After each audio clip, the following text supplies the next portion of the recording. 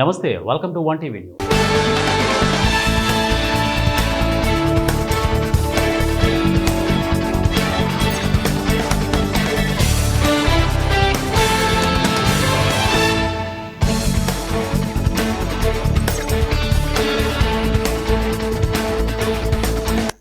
బులెటిన్లో డీటెయిల్స్ చూద్దాం. జయశంకర్ భూపాలపల్లి జిల్లా కాళేశ్వరం వద్ద గోదావరి నది ప్రవాహం పెరుగుతోంది.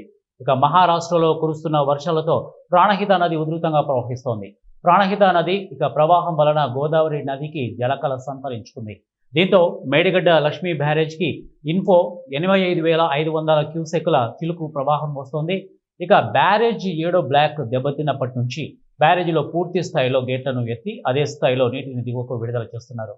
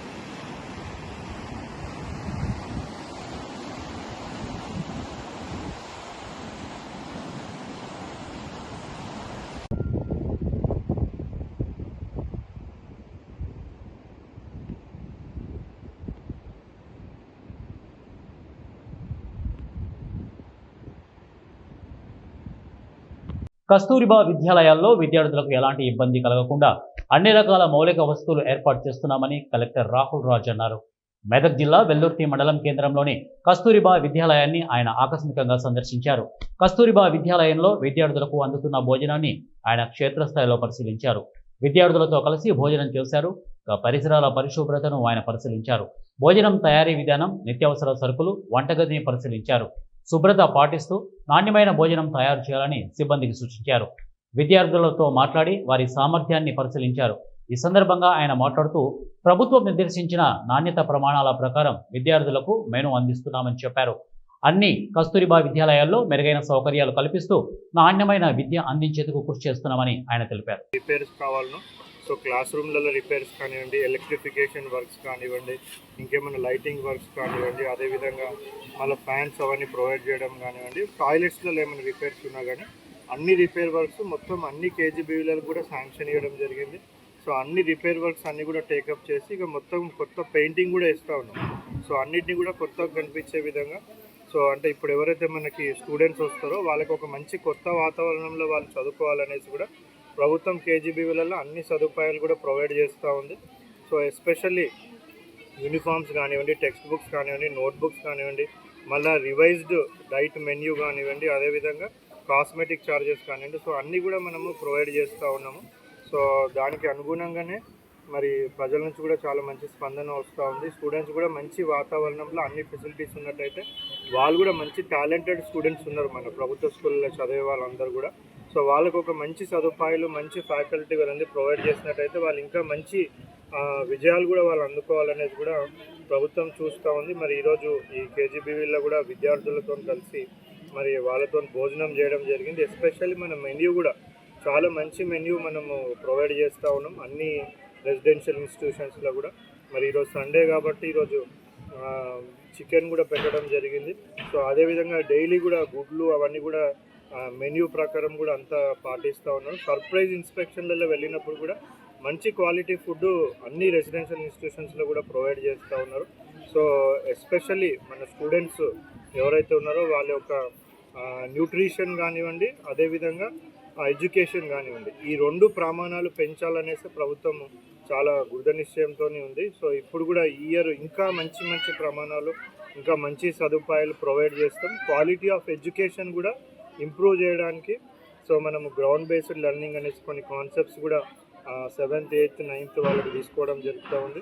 ప్రైమరీ స్కూల్స్లో కూడా ఆర్టిఫిషియల్ ఇంటెలిజెన్స్తో కూడా మనము కాన్సెప్ట్స్ తెలుగు రాయడం చదవడం, ఇంగ్లీష్ రాయడం చదవడం, మ్యాథ్స్ ప్రాబ్లమ్స్ సాల్వ్ చేయడానికి కూడా ఆర్టిఫిషియల్ ఇంటెలిజెన్స్ కూడా ఈ ఇయర్ నుంచి కూడా ఆ ప్రోగ్రామ్స్ మనం ప్రైమరీ స్కూల్ లెవెల్ వరకు టేకప్ చేయడం జరుగుతుంది.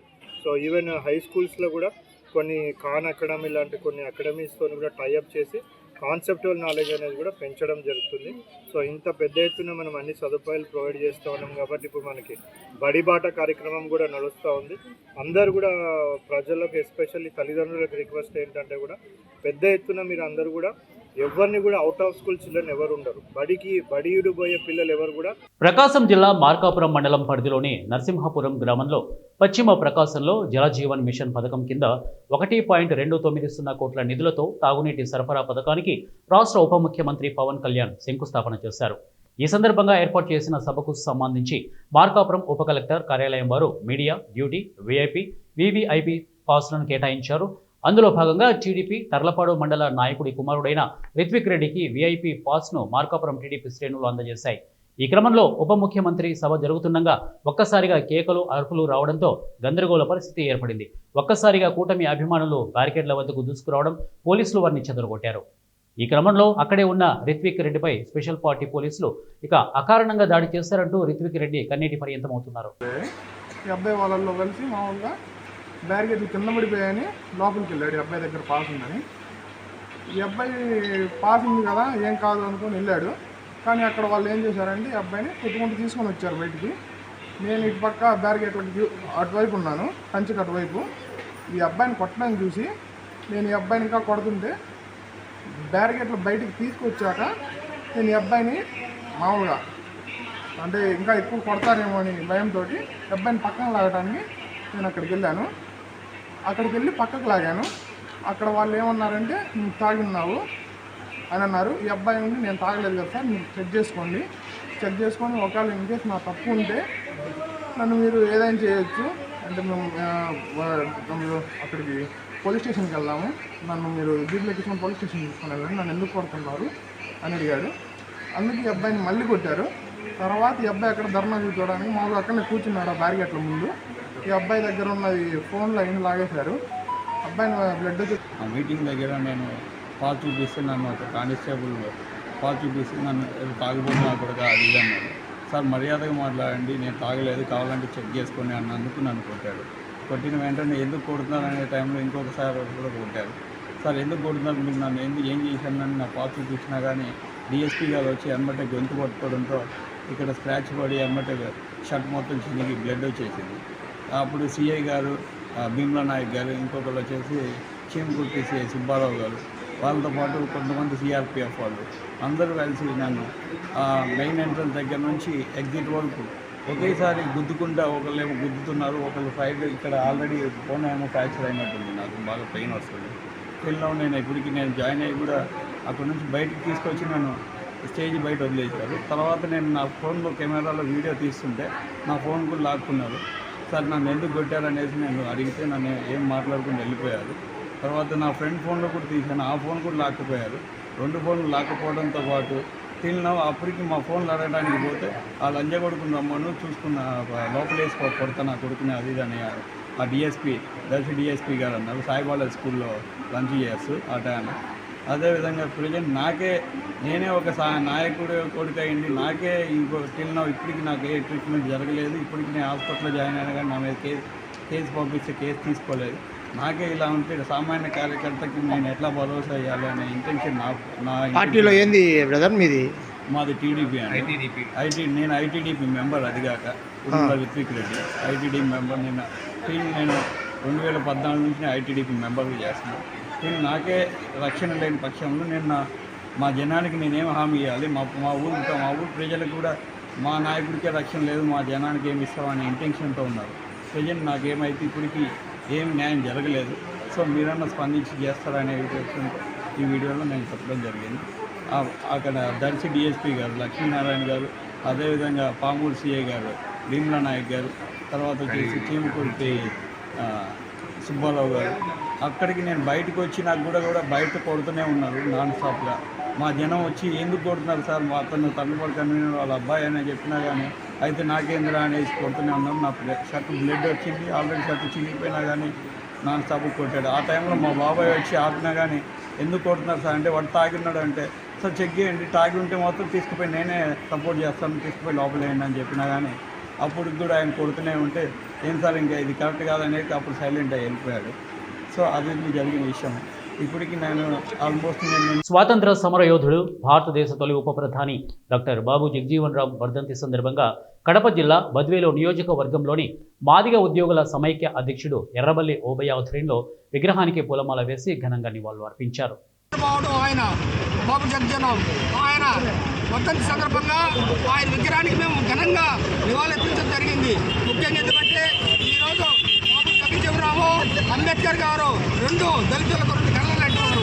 అందులో ముఖ్యుడు బాబు జగజీవన్ రావు. అంబేద్కర్ రాజ్యాంగం రాసి ఆ రాజ్యాంగాన్ని అమలుపరిచిన మహావేత్త, ఆర్థిక సూర్యవంతుడు, ఆయన విద్యావేత్త అయినటువంటి బాబు జగజీవన్ రావు గారి వర్ధంతి సందర్భంగా మేమంతా దళిత ప్రజా సంఘాలు, ఎంపీఎఫ్, ఎంఆర్పీస్ అందరూ కూడా ఆయనకు ఘనంగా నిర్వహించడం జరిగింది. కాబట్టి సోదరులారా, ఎందుకంటే వర్ధంతి కార్యక్రమం అయితేనేమి, జయంతి కార్యక్రమం అయినటువంటి మహనీయులను మనం అప్పుడప్పుడు స్మరించుకోవాలి. ఎందుకంటే బడుగు బలహీన వర్గాలకు ఎన్నో కార్యక్రమాలు చేసిన మహనీయులను మనం స్మరించుకొని ఆయన అడుగుజాలలో నడవాలని చెప్పేసి ఆయన చెప్పిన సూత్రాలను మనం తప్పగా పాటించాలి. వర్గంగా మనము బాబు జగజీవన్ రావును గుర్తించుకోవాల్సినటువంటి అవసరం ఉంది. ఎందుకనగా అంబేద్కర్ భారత రాజ్యాంగాన్ని రచిస్తే ఆ రాజ్యాంగంలో ఉన్నటువంటి చాలా వరకు మనము ఆర్టికల్స్ అన్నీ కూడా అమలుపరిచినటువంటి ఘనత మన బాబు జగజీవన్ రావు. మరి ఈయన సంఘ సంస్కర్తే కాకుండా మరి సమాజ స్థాపనకు ఎంతో కృషి చేసినటువంటి కృషివలుడిగా మనం ఈరోజు గుర్తించగలుగుతున్నాం. కాబట్టి దీన్ని గమనించుకొని భారతదేశంలో ఉన్నటువంటి బడుగు బలహీన వర్గాల వారు మరి బాబు జగజీవన్ రావును మరి కొనియాడాల్సినటువంటి అవసరం ఉంది. కాబట్టి ఈరోజు భారతదేశం మొత్తము ఆయనకు వర్ధంతి రోజున ఘన నివాళులు అర్పించడం జరుగుతుంది. దాంట్లో భాగంగానే ఈరోజు బద్వేలు ఎంఈఎఫ్ ఆధ్వర్యంలో బాబు జగజీవన్ రావు గారికి ఘనమైనటువంటి నివాళులు అర్పిస్తుంటున్నాం. ఈరోజు మాదిగ రిజర్వేషన్ పోరాట సమితి మరియు మాదిగ ఉద్యోగుల సమాఖ్య ఆధ్వర్యంలో బద్వేలు పట్టణం నందు బాబు జగజీవన్ రామ్ వర్ధంతి వేడుకలను ఘనంగా నిర్వహించడం జరిగింది. బాబు జగజీవన్ రావు ఈ దేశానికి ఉప ప్రధానిగా ఉంటూ తాడిత పీడిత వర్గ ప్రయోజనాల కోసం, బడుగు బలహీన వర్గాల కోసం ఎనలేని కృషి చేసి అంత్యోదయ పథకాన్ని తీసుకొని రావడం జరిగింది. అంబేద్కర్ గారు రాజ్యాంగాన్ని రచిస్తే బాబు జగజీవన్ రావు గారు ఆ రాజ్యాంగాన్ని అమలు చేసి ఆ రాజ్యాంగ ప్రయోజనాలను పేద వర్గాలకు అందించిన గొప్ప వ్యక్తి బాబు జగజీవన్ రావు. ఈరోజు బాబు జగజీవన్ రావు మరణం సందర్భంగా బద్వేలు నుండి పట్టణ ప్రజలందరూ కూడా ఈ కార్యక్రమంలో పాల్గొని ఇంత దిగ్విజయం చేసినందుకు మాదిగ రిజర్వేషన్ పోరాట సమితి తరఫున, మాదిగ ఉద్యోగస్తుల సంఘం తరఫున అందరికీ ధన్యవాదాలు తెలియజేస్తున్నాను. పార్వతీపురం మన్యం జిల్లా గరుగుబిల్లి మండలం తోటపల్లి కుడికాలువ ద్వారా గిరిజన శాఖ మంత్రి గుమ్మిడి సంధ్యారాణి కురుపాం ఎమ్మెల్యే తోయక జగదీశ్వరి సాగునీటిని విడుదల చేశారు.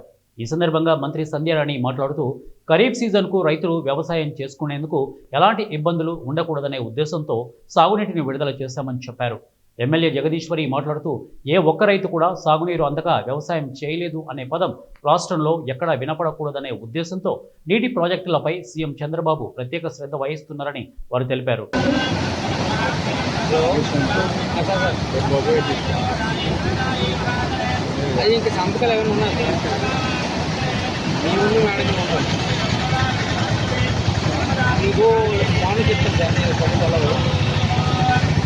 దయచేసి గౌరవ మంత్రి గారితో ఉన్నటువంటి నాయకులు, అధికారులు అంతమంది కూడా కేంద్ర రాష్ట్ర ప్రభుత్వాలు అనుసరిస్తున్న ఉద్యోగ, ఉపాధ్యాయ, కార్మిక, కర్షక, ప్రజా వ్యతిరేక విధానాలకు వ్యతిరేకంగా కేంద్ర కార్మిక సంఘాల పిలుపు మేరకు జూలై 9న తలపెట్టిన దేశవ్యాప్త సార్వత్రిక సమ్మె జయప్రదంపై మున్సిపల్ కార్మికులు గేట్ మీటింగ్ నిర్వహించారు. ఈ సందర్భంగా సిఐటియు జిల్లా కార్యదర్శి కె శ్రీనివాసులు మాట్లాడుతూ కార్మిక చట్టాలను మోడీ ప్రభుత్వం యాజమాన్యాలకు తాకట్టు పెడుతోందని వారన్నారు. ప్రభుత్వాలు అమలుస్తున్నటువంటి కార్మిక, కర్షక, ప్రజా వ్యతిరేక విధానాల్ని నిరసిస్తూ జూలై 9వ తేదీన దేశవ్యాప్తంగా ఉన్నటువంటి జాతీయ కార్మిక సంఘాలు ఇచ్చినటువంటి దేశవ్యాప్త సమ్మె పోరాటంలో కడప జిల్లా బద్వేలు మున్సిపాలిటీలో పనిచేస్తున్నటువంటి పారిశుద్ధ్య కార్మికులు, ఇంజనీరింగ్ కార్మికులు ఈ యొక్క సమ్మె పోరాటంలో భాగస్వామ్యం అవుతూ ఉన్నారు.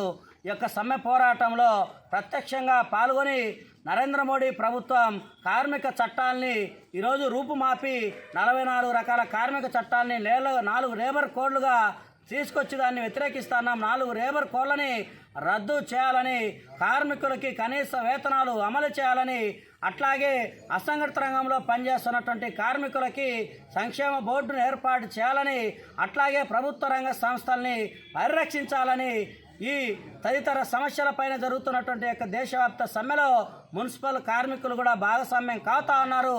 ఆ సమ్మెలో విధులు బహిష్కరించి సమ్మెలో భాగస్వామ్యం అవుతా ఉన్నారు. అందుకు అనుగుణంగానే ఈరోజు బద్వేలు మున్సిపాలిటీలో పనిచేస్తున్నటువంటి కార్మికులతో Badvel municipal workers and employees union CI2 అనుబంధ సంఘం ఆధ్వర్యంలో గేట్ మీటింగ్ కూడా నిర్వహించడం జరిగింది.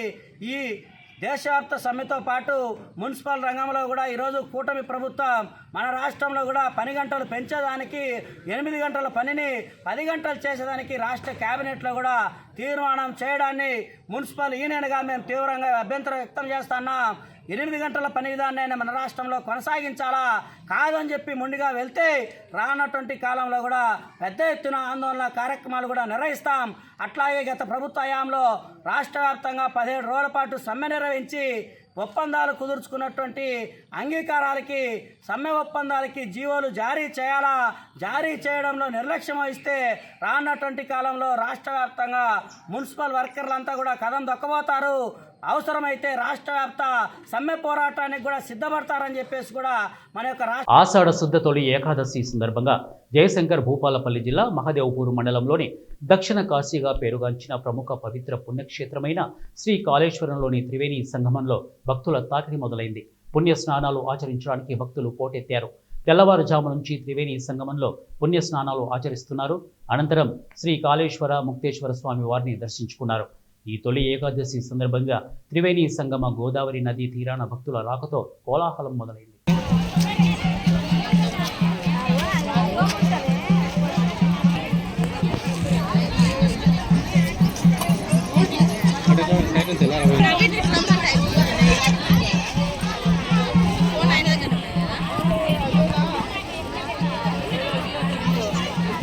నర్సీపట్నం మార్కెట్ యార్డులో ఆధునిక వ్యవసాయ పరికరాల ప్రదర్శనకు రైతులందరూ పాల్గొనాలని స్పీకర్ అయ్యన్న పాత్రుడు కోరారు.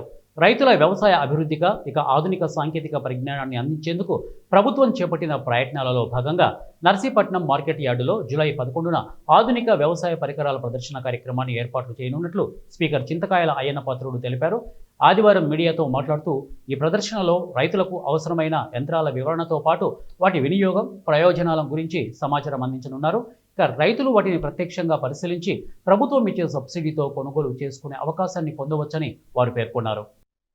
రైతు సోదరులకు, సోదరిమణులందరికీ కూడా నమస్కారం అండి.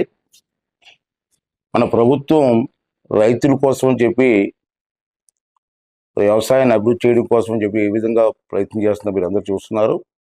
దాంట్లో కూడా ఆధునిక యంత్రాలతో వ్యవసాయం చేస్తే గిట్టుబాటు అవుతుందనే ఉద్దేశంతో మన నాయకులు చంద్రబాబు నాయుడు గారు కొత్త రకాలైన పనిముట్లని మార్కెట్లోకి తీసుకురావడం జరుగుతుంది. అంచేత అదేవిధంగా ఈ నెల 11వ తారీఖున అంటే శుక్రవారం నాడు ఉదయం 10 గంటలకి నర్సీపట్నం మార్కెట్ యార్డ్లో ఈ పరికరాలన్నీ తీసుకొచ్చి ఎగ్జిబిషన్ ఏర్పాటు చేసాం. అంచేత ఈ ఎగ్జిబిషన్ చూడడం కోసం రైతులందరూ రావాల్సింది కోరుతున్నాను. నర్సీపట్నంలో ఉన్నటువంటి 4 మండలాలు కాకుండా పక్కనే ఉన్నటువంటి కసింకోట మండలం, ఇటుపక్క ఉన్నటువంటి కోటవటల మండలం, ఇటుపక్క ఉన్నటువంటి రోలుగొండ మండలం రైతులు కూడా వచ్చి ఈ పరికరాలను చూసుకొని ఈ ఆధునికంగా వచ్చిన పరికరాలు మీకు ఉపయోగపడితే మీరు తీసుకోవడానికి అవకాశం ఉంటుంది. కాబట్టి వచ్చి చూసి మీకు నచ్చినట్టయితే మీరు తీసుకోవాలనుకుంటే మీరు వెంటనే ఆ కంపెనీ వాళ్ళ దగ్గర తీసుకోవచ్చు. దీనికి ప్రభుత్వం కూడా కొంత సబ్సిడీ కూడా ఇస్తుంది. పూర్తి అమౌంట్ మీరు కట్టుకోవాల్సిన కొంత సబ్సిడీ కూడా ప్రభుత్వం ఇస్తుంది. కాబట్టి ఈ అవకాశాన్ని మిస్ అవ్వకండి. ఈ యంత్రాలను కొనుగోలు చేస్తే మన వ్యవసాయం అభివృద్ధి చెందడానికి మంచి అవకాశం ఉంది. కాబట్టి తప్పనిసరిగా 11వ తారీఖున శుక్రవారం నాడు 10 గంటలకల్లా మీరు వచ్చి ఆ వీక్షణ తిలకించి ప్రభుత్వం ఇస్తున్న ఈ కార్యక్రమాన్ని విజయవంతం చేయవలసిందిగా మీ అందరినీ మనస్ఫూర్తిగా కోరుకున్నానండి. థ్యాంక్ యూ అండి. Thank you very much. ఇవి బులెటిన్ అప్డేట్స్. నెక్స్ట్ బులెటిన్లో కలుద్దాం. అంటే దాన్ని కీప్ వాచింగ్ 1TV.